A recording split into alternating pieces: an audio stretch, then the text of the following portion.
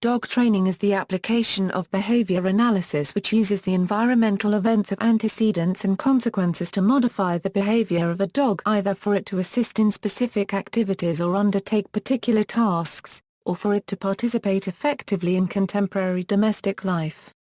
While training dogs for specific roles dates back to Roman times at least, the training of dogs to be compatible household pets developed with suburbanization in the 1950s.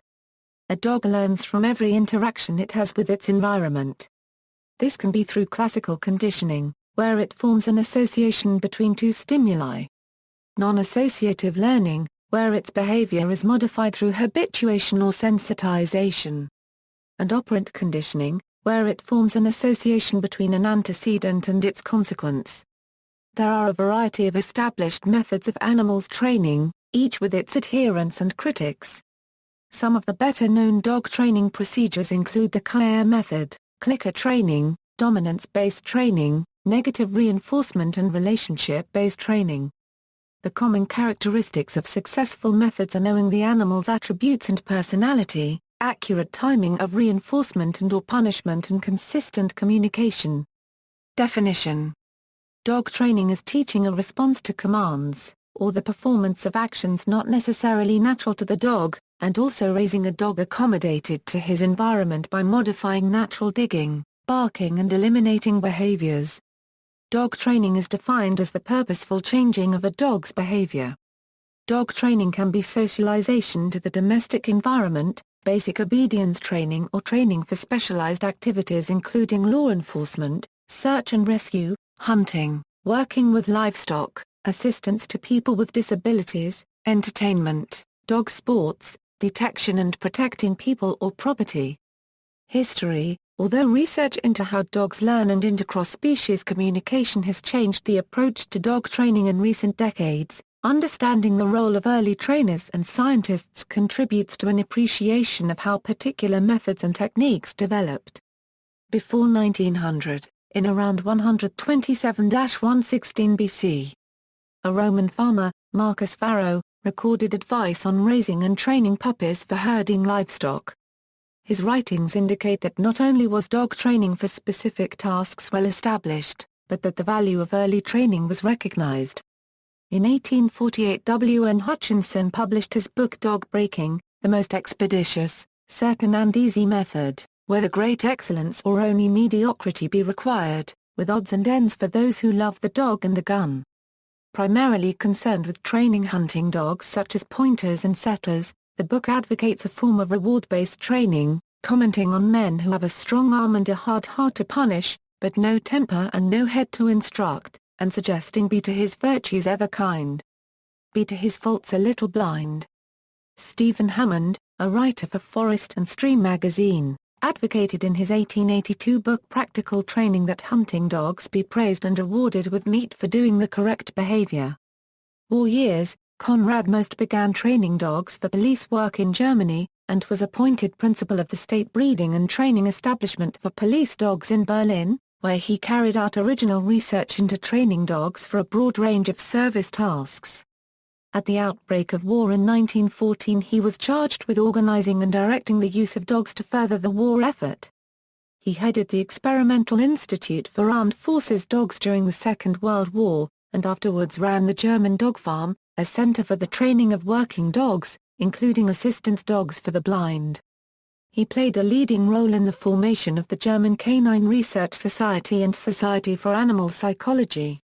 His 1910 publication, Training Dogs, a manual, emphasized using instinctive behavior such as the prey drive to train desired behaviors, advocated the use of compulsion and inducements, differentiated between primary and secondary reinforcers, and described shaping behaviors, chaining components of an activity, and the importance of timing rewards and punishments.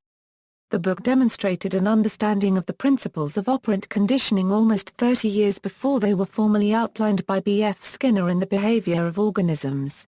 While publishers of the 2001 reprint warn that some of the compulsive inducements such as the switch, the spiked collar and the forced compliance are unnecessarily harsh for today's pet dogs, the basic principles of most methods are still used in police and military settings. Marion Brillin Bailey played a major role in developing empirically validated and humane animal training methods and in promoting their widespread implementation. Marion was a graduate student under B.F. Skinner. Her first husband Caleb Brulland also came to study with Skinner and they collaborated with him, training pigeons to guide bombs. The Brillands saw the commercial possibilities of operant training, founding Animal Behavior Enterprises.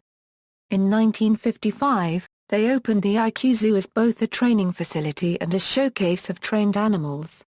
They were among the first to use trained animals in television commercials, and the first to train dolphins and whales as entertainment, as well as for the Navy. Keller died in 1965, and in 1976 Marion married Bob Bailey, who had been director of marine mammal training for the Navy. They pioneered the use of the clicker as a conditioned reinforcer for training animals at a distance. ABE went on to train thousands of animals of more than 140 species. Their work had significant public exposure through press coverage of ABE-trained animals, bringing the principles of behavior analysis and operant conditioning to a wide audience. Konrad Lorenz, an Austrian scientist who is regarded as developing the foundations of ethological research, further popularized animal behaviorism with his books, Man Meets Dog and King Solomon's Ring. Lawrence stated that there were three essential commands to teach a dog: lie down, basket, and heel. In 1935, the American Kennel Club began obedience trials, and in the following years popular magazines raised public awareness of the benefits of having a trained pet dog, and of the recreational possibilities of dog training as a hobby. After WWII, the increasing complexities of suburban living demanded that for a pet dog's own protection and its owner's convenience, the dog should be obedient. William Cullea has served as principal trainer at the War Dog Training Center, in California, and after the war became chief trainer for the Orange Empire Dog Club at the time, the largest dog club in the United States, a instructor for a number of breed clubs, and a dog trainer for the Walt Disney Studios. In 1962 Cullea published The Cullea Method of Dog Training, in which he is highly critical of what he calls tidbit training techniques based in the prattle of dog psychologists. Amongst the training innovations attributed to Cullea is the use of a long line in conjunction with a complete absence of oral communication as a way of instilling attentiveness prior to any leash training.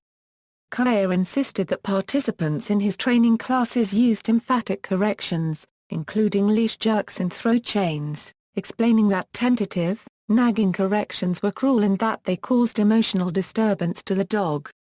Vicky Hien, a disciple of Cullea's, commented on the widespread criticism of his corrections, with the explanation that it was the emotionally loaded language used in the book that led to a number of court cases, and to the book being banned in Arizona for a time. Despite the controversy, his basic method forms the core of many contemporary training systems. Post-WWII. In the 1950s Blanche Saunders was a staunch advocate of pet dog training, traveling throughout the U.S. to promote obedience classes. In the Complete Book of Dog Obedience, she said, dogs learn by associating their act with a pleasing or displeasing result. They must be disciplined when they do wrong, but they must also be rewarded when they do right. Negative reinforcement procedures played a key part in Saunders' method, primarily the jerking of the choke chain. The mantra taught to students was command. Jerk. Praise. She felt that food should not be an ongoing reward, but that it was acceptable to use a tidbit now and then to overcome a problem. Saunders perhaps began the shift away from military and police training methods, stressing repeatedly the importance of reinforcement for good behavior and training, a move toward the positive training methods used today. In 1965, John Paul Scott and John Fuller identified the critical periods for learning and social development in puppies, and published Genetics and a Social Behavior of the Dog, a landmark study of dog behavior. The 1980 television series Training Dogs The Woodhouse Way made Barbara Woodhouse a household name in the UK, and the first international celebrity dog trainer. Known for her no bad dogs philosophy, Woodhouse was highly critical of bad owners, particularly those she saw as overly sentimental. She described the psychoanalyzing of dogs as a lot of rubbish. Her no-nonsense style made her a pop culture icon, with her emphatic sit and catch cry of walkies becoming part of the popular vernacular. The monks of New Skeet, who were breeders and trainers of German Shepherds in Cambridge, New York, published How to Be Your Dog's Best Friend, a training manual for dog owners in 1978, and it became an immediate bestseller. Despite advocating a philosophy that understanding is the key to communication and compassion with your dog, they endorsed confrontational punishments which were later shown to elicit dangerously aggressive responses in many dogs. In the 1980s, veterinarian and animal behaviorist Ian Dunbar discovered that despite evidence on the peak learning periods in animals, few dog trainers worked with puppies before they were 6 months old. Dunbar founded Serious Dog Training, the first off-leash training program specifically for puppies, which emphasizes the importance of teaching bite inhibition, sociality, and other basic household manners, to dogs under 6 months of age. Dunbar has written numerous books, and is known for his international seminar presentations and award-winning videos on puppy and dog behavior and training. Prior to the 1980s, Karen Pryor was a marine mammal trainer who used Skinner's operant principles to teach dolphins and develop marine mammal shows. In 1984, she published her book, Don't Shoot the Dog, The New Art of Teaching and Training, an explanation of operant conditioning procedures written for the general public. In the book, Pryor explains why punishment is a way to get people to change often fails, and describes specific positive methods for changing the behavior of husbands, children and pets. Pryor's dog training materials and seminars showed how operant procedures can be used to provide training based on positive reinforcement of good behavior. Pryor and Gary Wilkes introduced clicker training to dog trainers with a series of seminars in 1992 and 1993. Wilkes used aversives as well as rewards, and the philosophical differences soon ended the partnership. 21st century. The 21st century has seen the proliferation of television programs and accompanying books that feature dog training and rehabilitation, including Joel Silverman's Good Dog You, Dog Whisperer with Cesar Millan, It's Me or the Dog featuring Victoria Stilwell, The Underdog Show, Dogs in the City, and Superfetch. The Association of Pet Dog Trainers advises that television programs are produced primarily for entertainment, and while all programs will have good and not so good points, the viewer should critically evaluate the information before deciding which training tips to adopt. How dogs learn, operant conditioning. Operant conditioning is a form of learning in which an individual's behavior is modified by its consequences. Two complementary motivations drive instrumental learning, the maximization of positive outcomes and minimization of aversive ones. There are two ways in which behavior is reinforced or strengthened. Positive reinforcement occurs when a behavior is strengthened by producing some desirable consequence. Negative reinforcement occurs when a behavior is strengthened by avoiding some undesirable consequence. There are two ways in which behavior is decreased or weakened. Negative punishment occurs when a behavior is weakened by not producing a reinforcing consequence. And positive punishment occurs when a behavior is weakened by producing a consequence that is a disincentive. In combination, these basic reinforcing and punishing contingencies provide four ways for modifying behavior. Reinforcement increases the relative probability or frequency of the behavior it follows, while punishment decreases the relative probability or frequency of the behavior it follows. Typical positive reinforcement events will satisfy some physiological or psychological need, so it can be food, a game, or a demonstration of affection. Different dogs will find different things reinforcing. Negative reinforcement occurs when a dog discovers that a particular response ends the presentation of an aversive stimulus. An aversive is anything that the dog does not like, such as a tight choke chain. Punishment is operationally defined as an event that lowers the probability of the behavior that it follows. It is not punishment in the common sense of the word, and does not mean physical or psychological harm, and most certainly does not mean abuse. Punishment simply involves the presentation of an undesired consequence when the wrong behavior is performed, such as a snap of the leash. Or the removal of a desired consequence when the wrong behavior is performed, such as the owner eating the cheese that would have been the reward. A behavior that has previously been developed will cease if reinforcement stops. This is called extinction. A dog that paws its owner for attention will eventually stop if it no longer receives attention. Classical conditioning. Classical conditioning is a form of learning in which one stimulus, the conditioned stimulus, comes to signal the occurrence of a second stimulus, the unconditioned stimulus. Basically, classical conditioning is when a dog learns to associate things in its environment, or discovers some things just go together. A dog may become afraid of rain through an association with thunder and lightning, or it may respond to the owner putting on a particular pair of shoes by fetching its leash. Classical conditioning is used in dog training to help a dog make specific associations with a particular stimulus, particularly in overcoming fear of people and situations. Non-associative learning. Non-associative learning is a change in a response to a stimulus that does not involve associating the presented stimulus with another stimulus or event such as reward or punishment. Habituation is non-associative learning.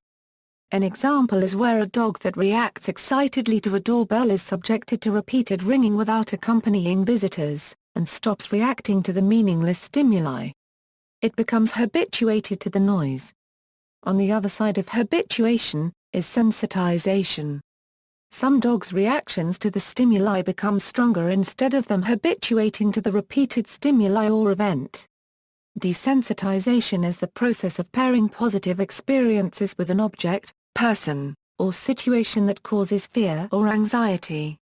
Consistent exposure to the feared object in conjunction with rewards allows the animal to become less stressed, thereby becoming desensitized in the process. This type of training can be effective for dogs who are fearful of fireworks. Learned irrelevance is where dogs that are overexposed to a stimulus or cue learn the cue is irrelevant because the exposure has proven to be uneventful.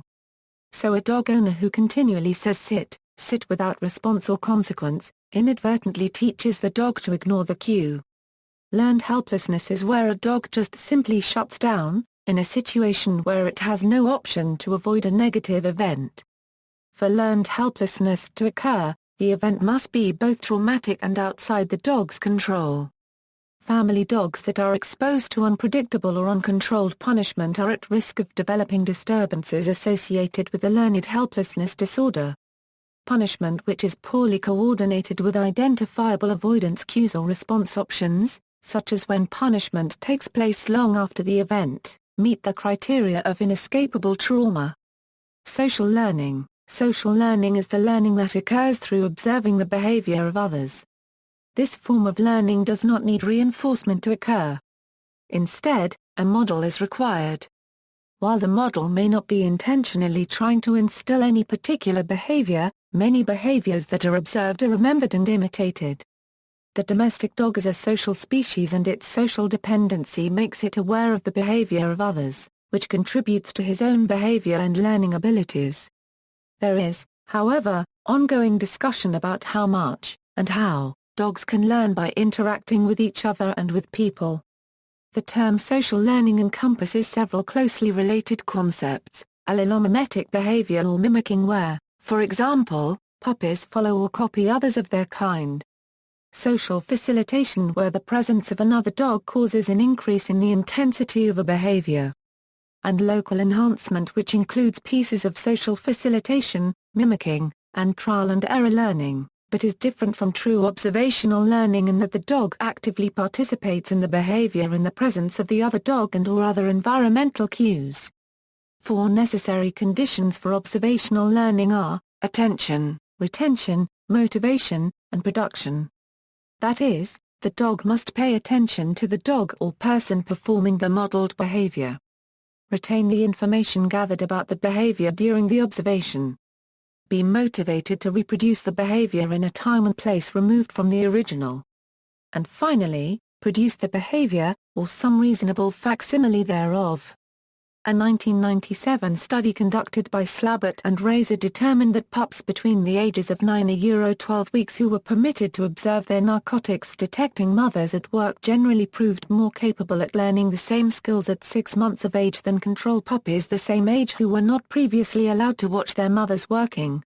A 2001 study recorded the behavior of dogs in detour tests, in which a favorite toy or food was placed behind a V-shaped fence. the demonstration of the detour by humans significantly improved the dog's performance in the trials. The experiments showed that dogs are able to rely on information provided by human action when confronted with a new task. Significantly, they did not copy the exact path of the human demonstrator, but adopted the detour behavior shown by humans to reach their goal.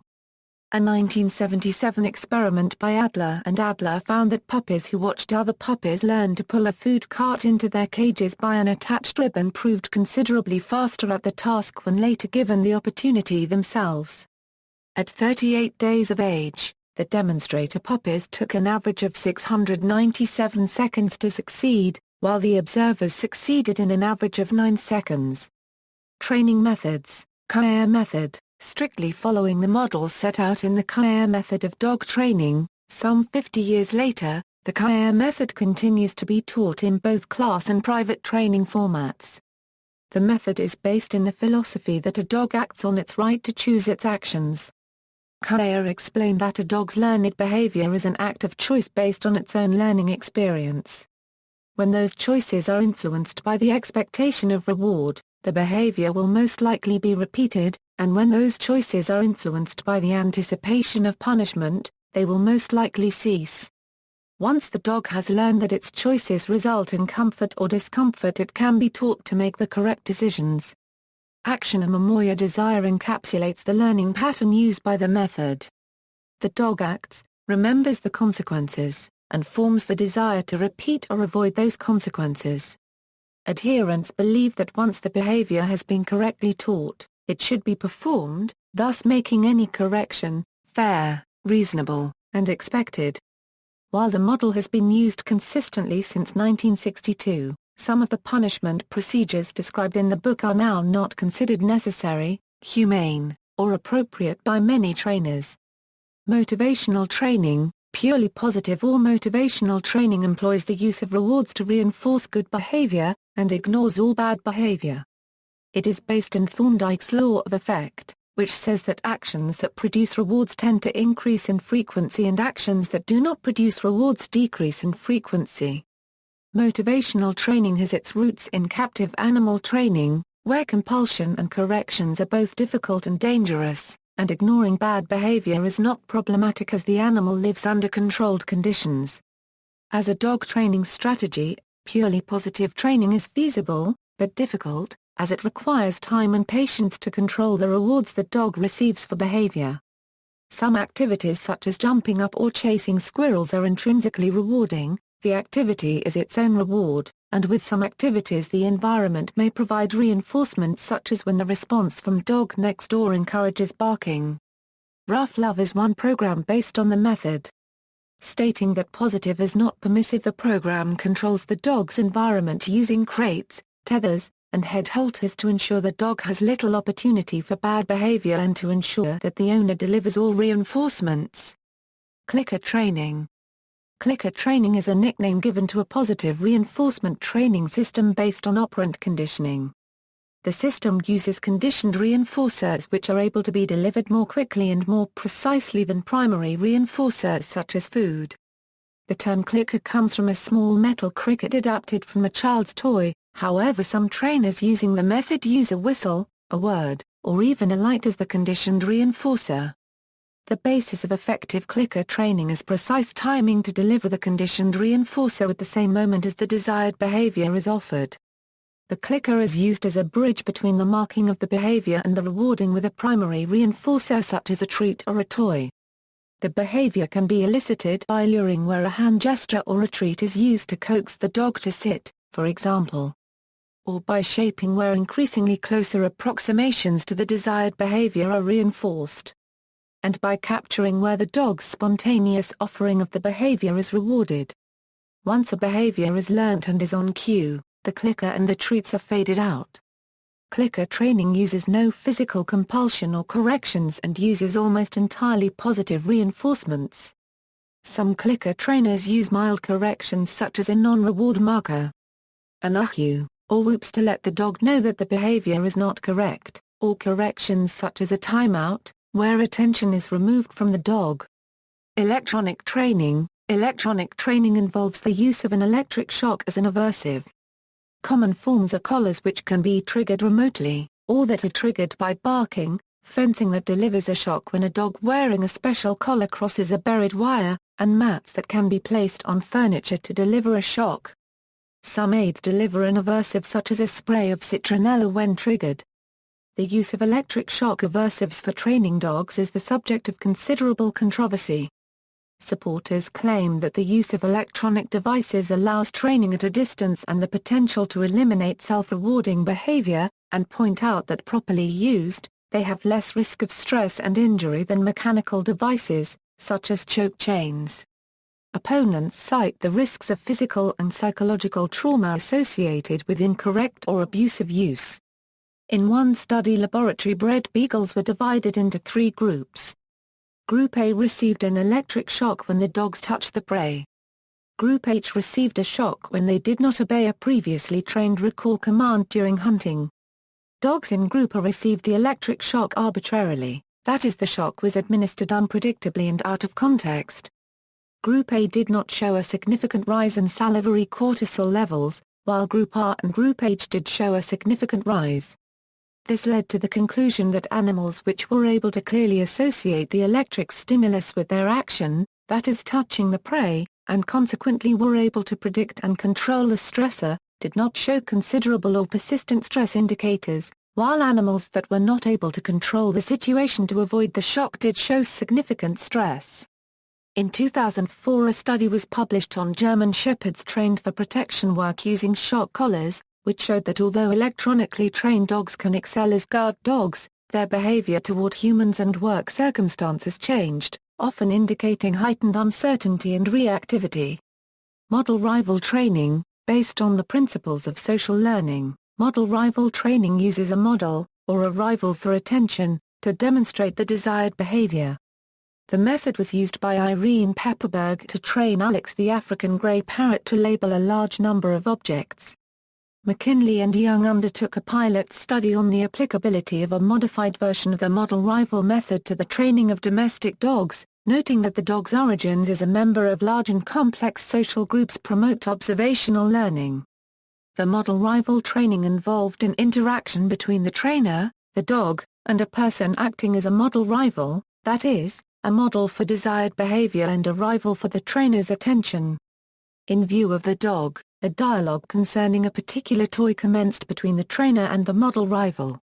The trainer praised or scolded the model rival depending on whether the model rival had named the toy correctly. It was found that the performance times for completion of the task were similar for dogs trained with either operant conditioning or the model rival method. In addition, the total training time required for task completion was comparable for both methods. A Hungarian dog training group called NA Copyright Vzigeti Qta use a variation of model rival training which they describe as the mirror method. The mirror method philosophy is that dogs instinctively learn by following the example of others in their social sphere. Core to the program is including the dog in all aspects of the owner's life and positive reinforcement of copying behaviors. Mirror method dog training relies on using a dog's natural instincts and inclinations rather than working against them. Dominance-based training, the concepts of pack, and dominance in relation to dog training originated in the 1940s and were popularized by the monks of New Skete in the 1970s. The model is based on a theory that dogs are wolves, and since wolves live in hierarchical packs where an alpha male rules over everyone else, then humans must dominate dogs in order to modify their behavior. However, recent studies have shown that wolves in the wild actually live in nuclear families where the father and mother are considered the pack leaders, and their offspring's status depends on their birth order, which does not involve fighting to attain a higher rank, because the young wolves naturally follow their parents' lead. Animal behaviorists assert that using dominance to modify a behavior can suppress the behavior without addressing the underlying cause of the problem. It can exacerbate the problem and increase the dog's fear, anxiety, and aggression. Dogs that are subjected to repeated threats may react with aggression not because they are trying to be dominant, but because they feel threatened and afraid. Researchers have described several reasons why the dominance model is a poor choice for dog training. First, a relationship based on dominance is established to gain priority access to scarce resources, not to impose particular behaviors on the less dominant animal, so the dominance model is irrelevant for most of the behaviors that people want from their dogs, such as coming when called or walking calmly on a leash. Second, dominant-submission relationships, once established, are constantly tested and must be regularly reinforced. Thus people, particularly children and the elderly, may not be able to retain their rank and are at risk of being injured if they attempt to do so. Third, dominant individuals gain priority access to resources, but only while they are present. Establishing dominance over a dog does not guarantee its behavior when the dominant individual is distant or absent. Relationship-based training, derived from the theories of symbolic interactionism, relationship-based training exploits the patterns of communication, interpretation and adjustment between dogs and their trainers. Building on a positive relationship between them, the method sets out to achieve results that benefit both the dog and the trainer, while at the same time enhancing and strengthening their relationship. The basic principles include ensuring that the dog's basic needs have been met before beginning a training session, finding out what motivates the dog and using it to elicit behaviors, interpreting the dog's body language to improve communication between dog and trainer, using positive reinforcement to encourage desired behavior, training incompatible behaviors to replace unwanted behaviors, and controlling the dog's environment to limit the possibility of unwanted behaviors. A relationship-based approach to dog training is not reliant on using particular training aids or treats. The relationship is always there, and the connection between dog and trainer is sufficiently powerful to achieve the training goals. Factors: training can take as many forms as there are trainers. However, a detailed study of animal trainers found common characteristics of successful methods: thoughtful interpretation of what the animal does prior to training, accurate timing and consistent communication. Communication. Dogs have become closely associated with humans through domestication and have also become sensitive to human communicative signals. Generally, they have a lot of exposure to human speech, especially during play, and are believed to have a good ability to recognize human speech. 2 studies investigated the ability of a single dog that was believed to be exceptional in its understanding of language. Both studies revealed the potential for at least some dogs to develop an understanding of a large number of simple commands on the basis of just the sounds emitted by their owners. However, the studies suggested that visual cues from the owner may be important for the understanding of more complex spoken commands. Understanding. For any of these techniques, consistency of the owner's training behavior and level of engagement can influence the effectiveness of any technique applied. Innate characteristics. In considering the natural behaviors of specific breeds of dogs, it is possible to train them to perform specialized, highly useful, tasks. For example, Labrador Retrievers are the favored breed for the detection of explosives. This is because of a combination of factors including their food drive, which enables them to keep focused on a task despite noise and other distractions. Most working breeds of dogs are able to be trained to find people with their sense of smell. Cocker Spaniels are able to be trained as part of a termite detection team. Their relatively small size enables them to fit into small spaces, and their light weight allows them to walk on areas of ceiling which would be dangerous to anything heavier. In fact, although unusual, termite detection dogs are much more reliable at detecting termites than humans who rely on a basic system of tapping and listening. Because of their ability to learn signals by sight and for their energetic and athletic natures, German Shepherds are able to be trained for work alongside search and rescue teams and human apprehension teams. Individualized and/or class training. Individualized training is used with dogs that have an urgent or unique training problem such as fear, hyperactivity, aggression, separation anxiety, biting, excessive barking, insecurity, destructive behaviors, walking difficulties, and inappropriate elimination. This type of training would normally be undertaken where the problem naturally occurs rather than a class situation. Class training can be effective in encouraging socialization and play with a peer group. Popular advocates of class training include Victoria Stilwell and Ian Dunbar. Specialized training. Dogs are also trained for specific activities such as competitive obedience, CGC certification, agility, herding, tracking, and flyball, and to undertake particular roles such as detection dogs, assistance dogs, hunting dogs, police dogs, search and rescue dogs or guard dogs. Arthur Haggerty, who for 40 years was the major supplier of trained dogs for the U.S. entertainment industry, advocated the teaching of tricks to pet dogs, explaining that dogs bred for active duty herding, guarding or hunting were unemployed in modern society. He believed that dogs that are bored or frustrated, and consequently badly behaved, would find a purpose, a stronger relationship with their owners, and a way of filling their idle hours in learning tricks. Haggerty advocated working with the breed or the individual dog's characteristics to teach tricks based on retrieving, scenting, vocalizing and so on, publishing a trick aptitude chart for various dog breeds.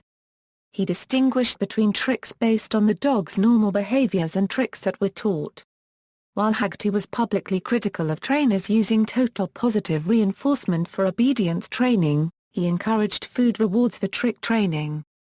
Tools, see also, alpha roll, bark, conformation showing, dog agility, dog sports, list of dog trainers, obedience training, general, animal cognition, animal training, ethology, operant conditioning, punishment, reinforcement, reward system, dog behaviorist, notes. References, Birch, Mary R. and John S. Bailey. How Dogs Learn, New York, Howell Bookhouse ISBN 0-8760-5371-1, Hien, Vicky. Adams Task, Calling Animals by Name, New York, Alfred A. Knopf ISBN 0-394-75530-8, Hutchinson, Lute Jen W.N. Dog Breaking for the Gun, the most expeditious, certain and easy method, with copious notes on shooting sports, New York, Vintage Dog Books, 2005 ISBN 9-781-8466, 4035-3, Lindsay, Stephen. A Handbook of Applied Dog Behavior and Training, Vol. 1, Adaptation and Learning, Iowa State Press, Lawrence, Conrad. Man Meets Dog, Hagerstown, Massachusetts, Kodansha, America, 1994, Marlowe, Shelby. New Art of Dog Training, Chicago, Contemporary Books, ISBN 0-8092-3170-0, McGarvey, P., and R. Books. Carrots and Sticks, Principles of Animal Training, Sydney, Darlington Press, Millen, Caesar. And Melissa Jo Peltier. Caesar's Rules, New York, Three Rivers Press ISBN 978-0307716873, Monks of New Skeet. How to Be Your Dog's Best Friend, A Training Manual for Dog Owners, Londona Little Brown, Most, K. Training Dogs, New York, DeGuise Publishing, 2001. ISBN 1-929242-00X, Pryor, Karen. Don't Shoot the Dog, The New Art of Teaching and Training, New York, Bantam Books. ISBN 0-553-38039-7, Pryor, Karen. Clicker Training for Dogs, London, Ring Press Books. ISBN 1-86054-282-4, Reed, Pamela J. Accelerated Learning, Explaining How Dogs Learn and How Best to Teach Them, James and Kenneth Publishers. Saunders, Blanche. Training You to Train Your Dog, New York, Howell Bookhouse. ISBN 0-876-05457-2, Scott, John P. and John L. Fuller. Genetics and Social Behavior of the Dog, Chicago, University of Chicago Press. Woodhouse, Barbara. No Bad Dogs, The Woodhouse Way, New York, Simon & Schuster. ISBN 0-671-54185-4.